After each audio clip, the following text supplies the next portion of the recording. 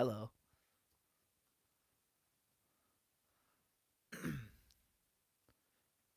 Now, just got to sort myself out. Make sure there's people there to talk to before I start answering some questions. Oh, perfect. There we go. Right. If anybody happens to come online in the next couple of minutes and ask me any questions about the civil rights movement, I'll give some people some hints, some tips, some ideas of sorts of things that they might need. But I'll just wait a little while for any possible questions about anything that people come up with. Um, I'll give you a bit of a rundown on the sorts of things you're going to get asked in your mock exam this week. So you're going to have one, two, three, four questions. Four question types to prepare yourself for. You've got how useful are sources C and D for an inquiry into something. You've also got study interpretations 1 and 2. They give different views about the civil rights campaigns in the North. Oh, they give different views about something. What's the main difference between those views? Suggest one reason why interpretations 1 and 2 give different views, and you get up to 4 marks in the last question for spelling, punctuation, and grammar. But it says, how far do you agree with interpretation 2 about there? So there we go. Those are the 4 types of questions that you've got. I'm just going to type something in the box now. Put your questions here if you've got any.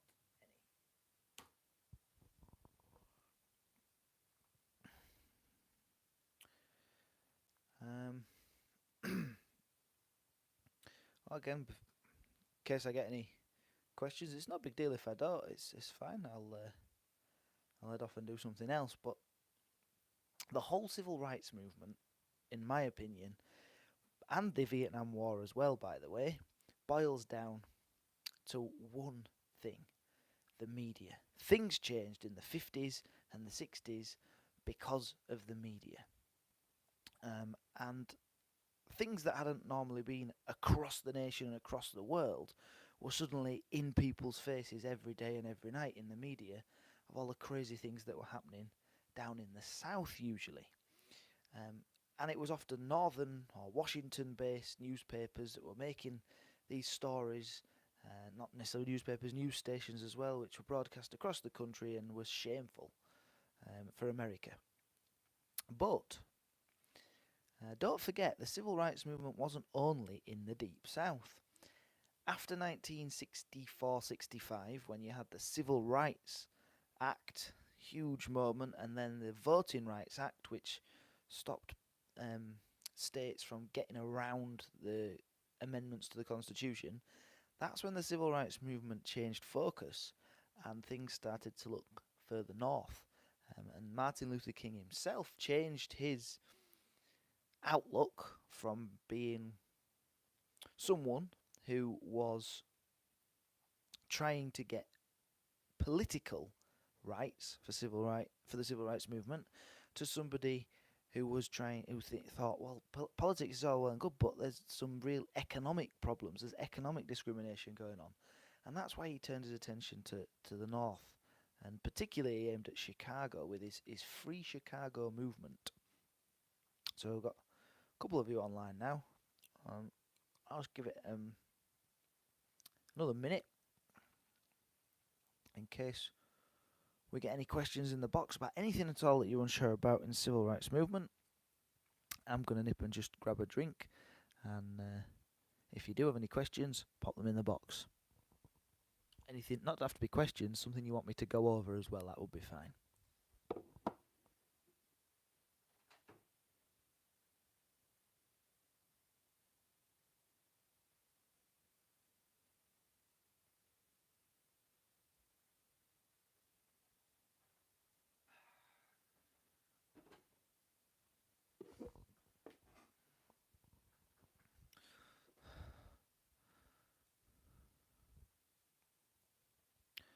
Okay, no real requests. So I'll give it till 10 past, and I'll talk to you about some other bits and pieces. If I don't get any requests of anything that you particularly want me to go over by 10 past, then we'll call it done. What else to talk about? Well, Martin Luther King's leadership was, of course, really important in the civil rights movement, and people always know that, but they don't always know why his leadership was so important. And there's a few reasons why it was so important. One of the big ones, of course, was that he was able to engage with people across the world. There we go. Run through an interpretation question. So, if you're going to tackle an interpretation question, there's some absolutely crucial things you've got to have in your head before you start answering the question. Perhaps number one would be, even though the question says, how far do you agree with interpretation 2 or 1? In your case this week it says, how far do you agree with interpretation 2? Even though it asks that, you still have to write about both the interpretations. Not just the one it asks you about. So you have to, otherwise it really limits your marks. You're also going to want to pick out some quotes from the interpretations to write about. And of course, you've got to have some own knowledge to support what it is that you're saying about the different interpretations. If you're thinking about structure, well, you probably start, you don't really need an introduction for this, but you probably launch into why you might agree with interpretation 2. Based on what you know from your own knowledge. My favourite phrase, of course, instead of saying, on my own knowledge, I know, which seems a bit forced, I often like to write, history tells us. So you pick out something from interpretation 2 and you say, and of course there's reason to believe that might be the case because history tells us, blah, blah, blah, blah, blah. And then you pick out some quotes, you say why it might be correct as per your own knowledge. You prove it. You don't just say it because I know from my own knowledge. You have to have something to dip in there to show that you know something. For example, if the interpretation was all about Brown versus Topeka, it's not. But if it was, and you could say, well, I know that Brown versus Topeka was a massive turning point, as it says in the source, because it led to other things like Montgomery bus boycott and the incidents at Little Rock High. You have to drop in something to show that you know what you're talking about. Anyway, when you're in your first paragraph all about why you might agree with the interpretation, then you look at why interpretation 2 might not be such a valid interpretation and why there's reasons to oppose it. And that's going to be where you're going to probably bring in into the other interpretation a bit easier. Bonus points if you can find something in the interpretations that confirm each other. That would be very impressive. But you're mostly going to be questioning interpretation 2 in your with interpretation 1 rather than confirming it, because they usually say slightly different things. It's really, really important for an interpretation question to have knowledge at your fingertips. Have some facts, have some stats, have some knowledge, and that sort of thing. Hi. So there we go. Well, it's 9 minutes past. We've got an interpretation question. You've got to think about the things that you need to know for this week. For the mock that you're going to do. There's the start of the civil rights movement. We've done that quite a lot because we've done practice questions. And even if you're not in my class, I know you have, because we coordinate the questions between us history teachers. So you've done a lot of Brown versus Topeka and Montgomery bus boycott and that sort of thing. What you've probably not done a lot of is the second half of the civil rights movement, the bits 1964, 65, 66, 67, the things that happened around that time and afterwards. I would focus in that sort of area for your revision if I were you. So yeah, well, it's 10 past. Short and sweet. I'll give you 30 more seconds if there's any particular topic you want me to have a look at, and I'll give you one gift. if I can find it, because I know that there are some timelines. Just a sec. There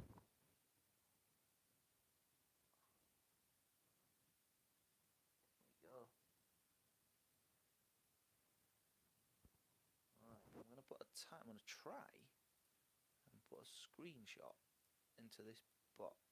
There we go. Oh, no, that didn't work at all. Never mind. I'll just show you. So just give me a sec. What other questions are on the test? So it's a how useful question, and it's the interpretation question. That's it. So here you go. Can you see that? Is it going to be all backwards and no good? Well, I've got a better idea. If you want to know what happened later on in the civil rights movement, we've got just the thing. We've got a Quizlet with it all on. So I'm going to paste the link to that Quizlet, and you can look on there of what sorts of things happened later in the civil rights movement. There we go. So I said it right at the start, but I'll quickly run through it again. You've got how useful question, 8 marks. You've got interpretations 1 and 2 give different views. What are those different views? That's 4 marks. It's only a little answer. Then you've got suggest one reason why they give different views. Now then, that's one I can really help you with if you're listening along to this, because there's a stock answer there. Doesn't matter what the source is, what you're looking at. If it's asking you why do these interpretations give different views, a really quick and easy thing to say would be, well, they give different views because they're only extracts and they're only part of a whole text or a whole book, and they're perhaps just emphasising in this area on one particular thing, or using certain sources that other sources aren't using. It's very rare that the interpretations completely disagree. It might happen, of course. They're trying to make sure that you're not taught do it like this. The examiners will try to check that you're being taught to think on your feet. But the chances are that historians will agree on many things. They just might have been using different sources or writing about things from a slightly different angle in that particular case. Different emphasis on different sources would be a thing you could always pop in there. And there we go. So you've had 15 minutes just about out of me. If there's anything else, I'll let you know. I'll explain it. I'll give it one more minute in case there's anything. Oh, here we go. Brilliant. Is Plessy versus Ferguson the same as the Jim Crow laws? What a magnificent question. Well, Plessy versus Ferguson is from way before the course starts. The course dates 1954 to 1975. Plessy versus Ferguson was 1890 something, I think 1896. So I'll just check. And you think, well, why are we doing about it then? Yeah, it was 1896. And the reason is because of the Jim Crow laws that you mentioned. In Plessy versus Ferguson in 1896, it was a case where black lawyers from the group of black lawyers, the NAACP, fought a case in the place where they always fought the cases, Supreme Court, to try to say that separating the races is just not right. It's unequal just doing it at all. And they lost. The Supreme Court decided actually it's absolutely fine to separate white and black people. And at any race, it's fine, so long as they're separate but equal. Now remember, the Supreme Court lawyers have to judge everything against the US Constitution, and they look down the Constitution and they've gone, yeah, it does say something about all men being born equal, but that's fine. They can stay being equal. It doesn't say anything in the Constitution about separating people, so they can be separate so long as they're treated equally. Now, as we know, they weren't actually treated equally. So this is why in 1954, when there's a new Supreme Court case, Brown versus Topeka, they overturned Plessy versus Ferguson. But because in 1896 Plessy versus Ferguson decided it was fine to have people separate so long as they were equal, um, that meant that they could introduce the Jim Crow laws. So that's why those two things are linked. Once they've said it separately equals fine, states start to bring in different laws which separate people, which is what the Jim Crow laws were. So you wouldn't have had the Jim Crow laws without the Plessy versus Ferguson court case, but they are two different things. And there we go.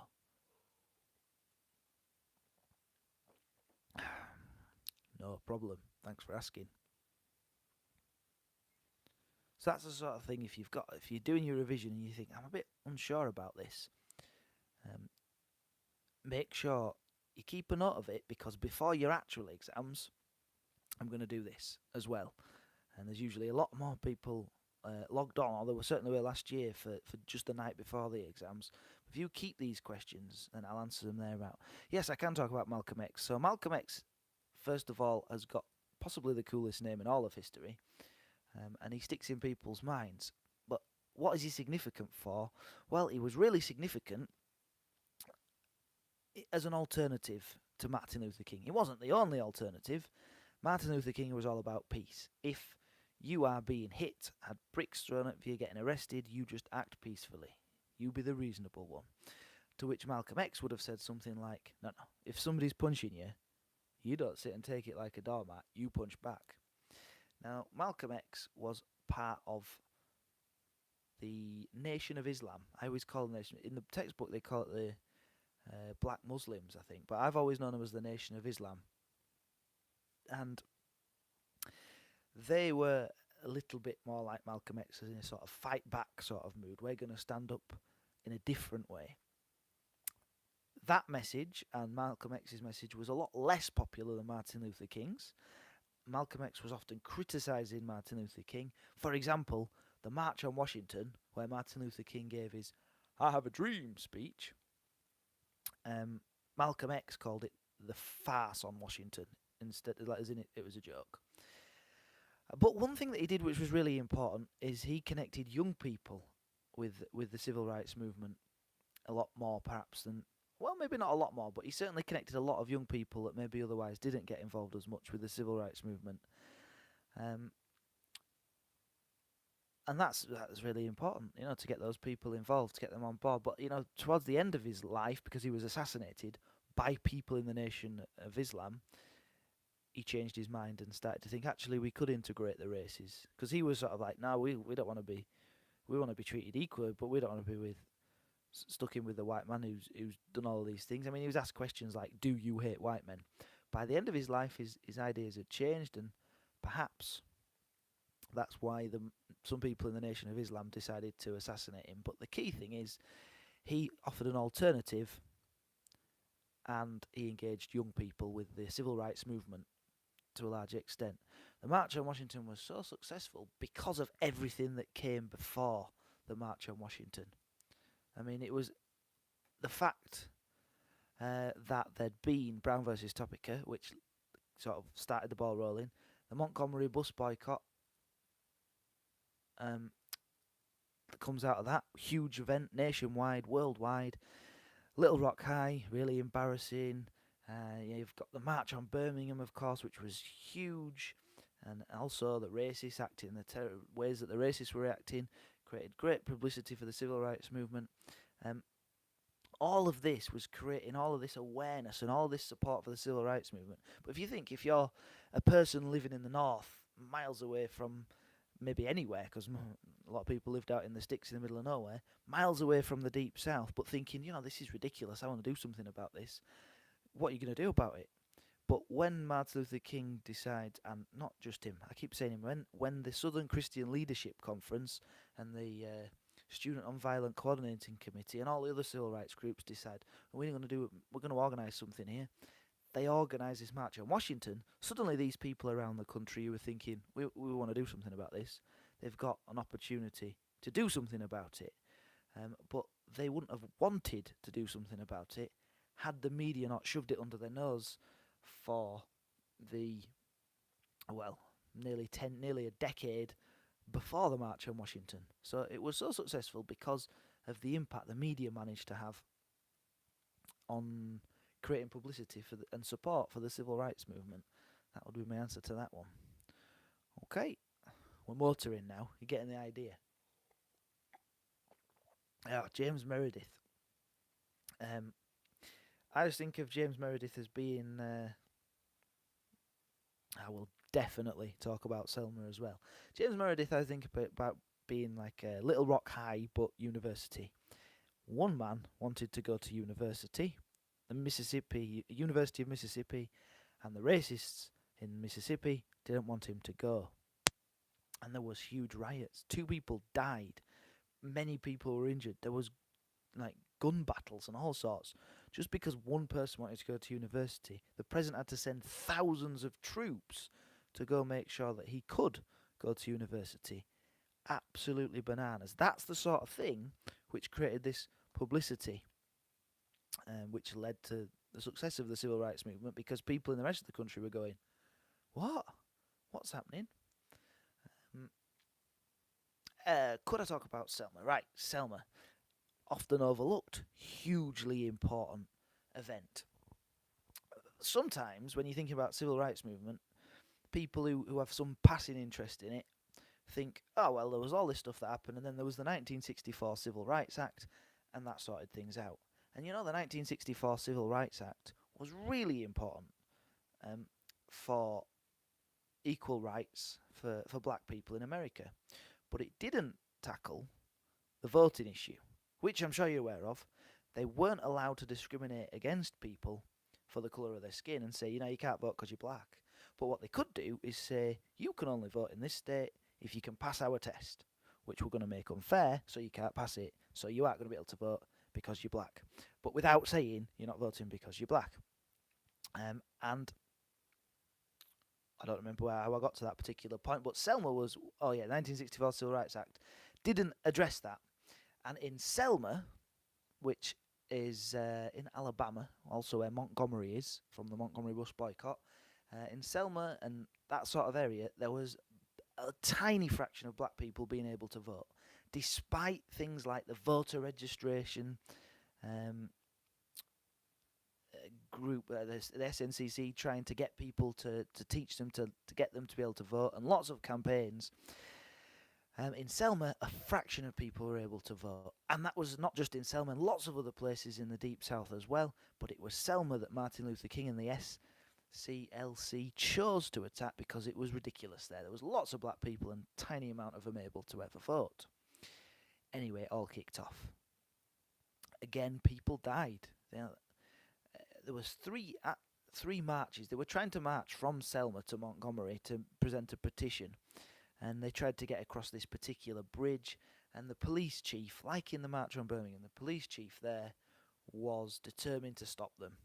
And the marchers were attacked with batons, with I think tear gas as well, but basically they were beaten, broken bones, talking people being beaten unconscious and being forced back.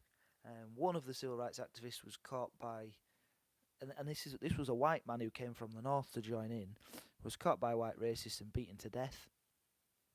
I mean, just crazy, crazy stuff. And eventually the president, because it was embarrassing, America was supposed to be the leader of the free world, President Johnson had to step in to make sure the marchers could march peacefully. And as a result of Selma, there was also the Voting Rights Act of 1965, which addressed the thing which the Civil Rights Act of 1964 had failed to address, i.e., we're not going to allow literacy tests or grandparent tests that are clearly designed to stop black people from being able to vote. And if any state or any area is trying to use these sneaky methods to stop black people from voting, now we're going to send federal agents in to stop it. So it gave responsibility to the federal government to make sure that wasn't happening. That's why Selma was so important.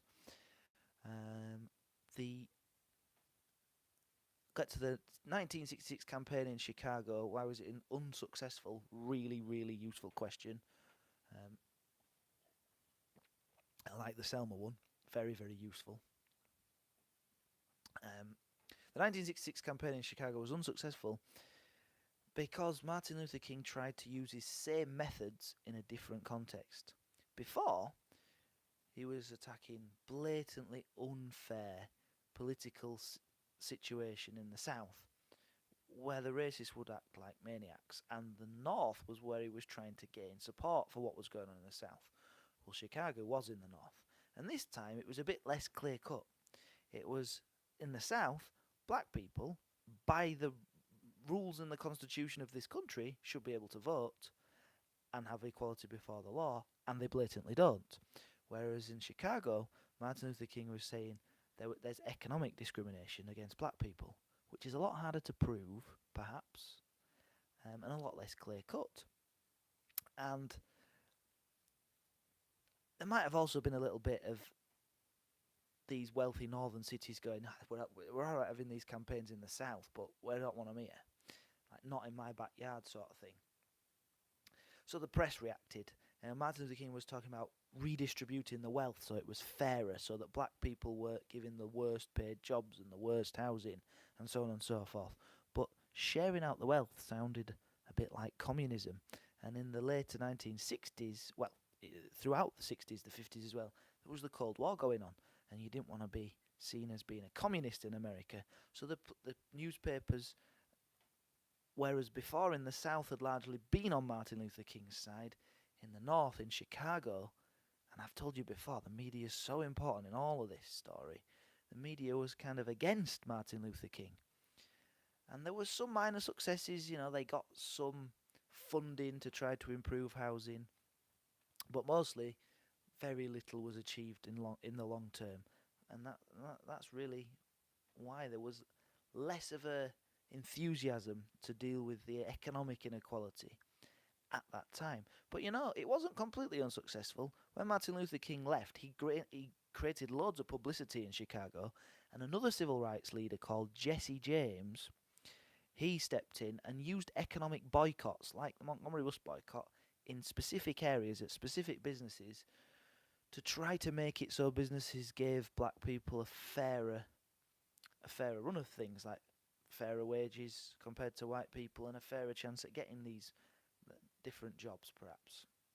So it did have a knock-on effect later on, but ultimately what King was trying to do at that time was largely unsuccessful.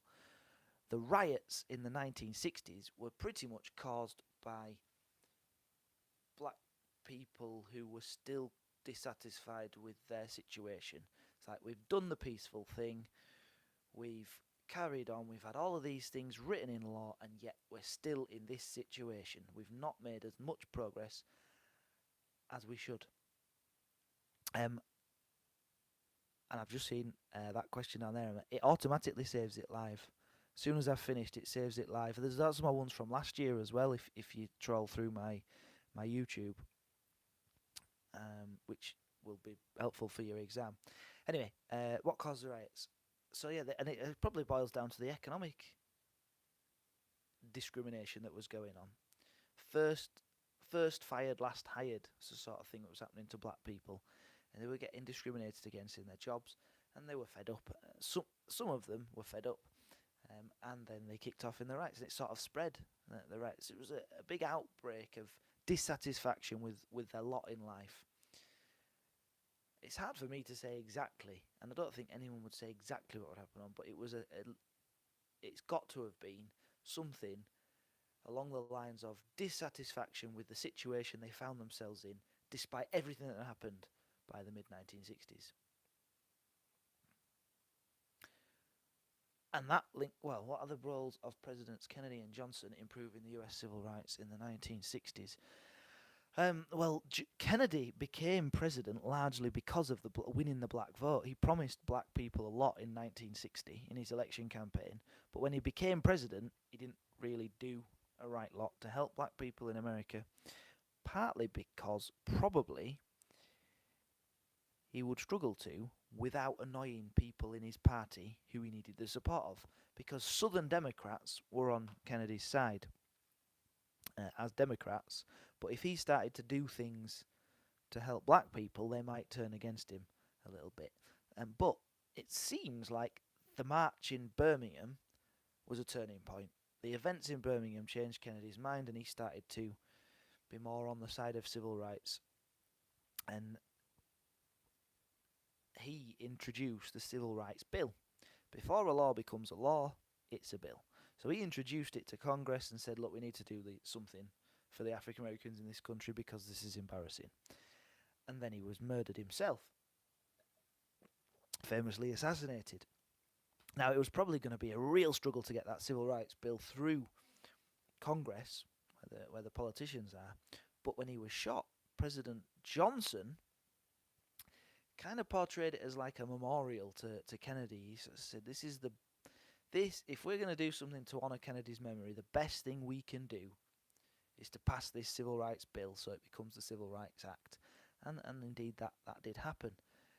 Kennedy, I believe, sent in the troops. He did in the James Meredith case. He stepped in. He stepped in to force Birmingham to desegregate.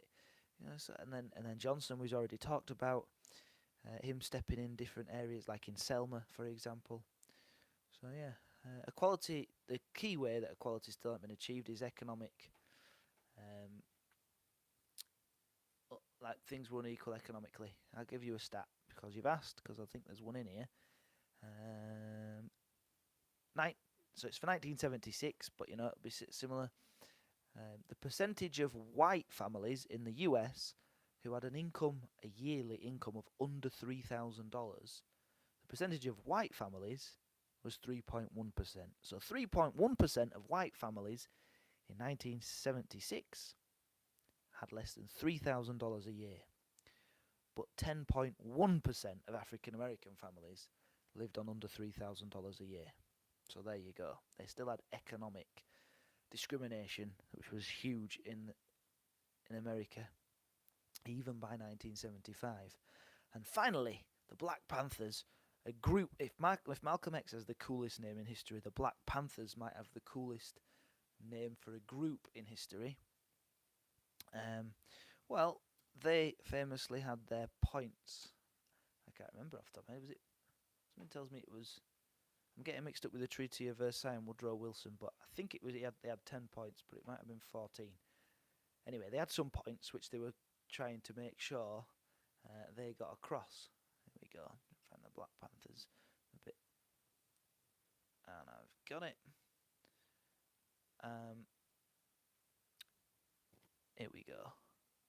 Oh, the 10 points. There we go. Their 10-point program, and they wanted lots of things like full employment for black people, but we want decent housing, fit for shelter of human beings, reasonable things, but then also things that are not so reasonable, like we want freedom for all black men held in federal, state, county, and city prisons and jails, which is a ridiculous thing to ask for, given that yes, there were probably almost 100% certainly the police were discriminating against black people and putting black people in jail that didn't deserve to be in jail, but equally there will definitely have been murderers and rapists who were black, like there are from any race. So you won't want to free them all.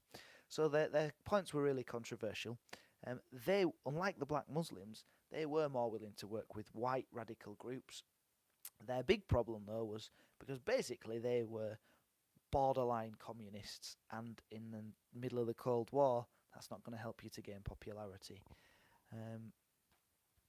So yeah, they eventually lost. They were basically hounded by the FBI constantly, and lost a lot of credibility when they were in fights with the police in the late 1960s. Emma, I wouldn't, given that I don't teach that in my school. But again, if you troll through my YouTube channel, I have actually taught the Cold War in the past at A level and at GCSE. So there are quite a lot of videos on the Cold War. I couldn't teach you much about Elizabeth. There's also loads of videos about medicine through time. So although I won't do anything live, there's stuff on the Cold War and medicine through time that are there on my YouTube channel. If you have a look at that, and there we go.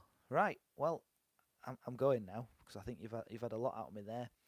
I'm telling you, if you pay very close attention to what I've just said, then some of the things I've spoken about are definitely going to be really useful for you this week when you do a bit of a mock exam.